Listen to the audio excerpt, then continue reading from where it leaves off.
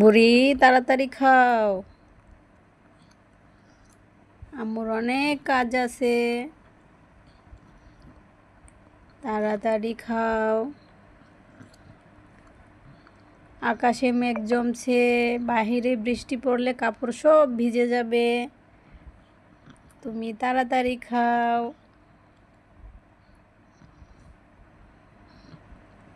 মা, শুয়ে শুয়ে খেতে তোমার কষ্ট হয়?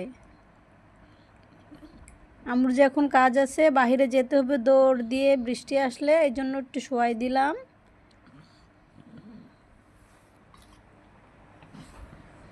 আম্মু বাহির থেকে কাপড় চোপড় এনে তারপরে তোমাকে কোলে নিয়ে বসবো, তারপরে তুমি আরাম করে খেতে পারবে। এখন একটু কষ্ট করে খাও বুড়ি।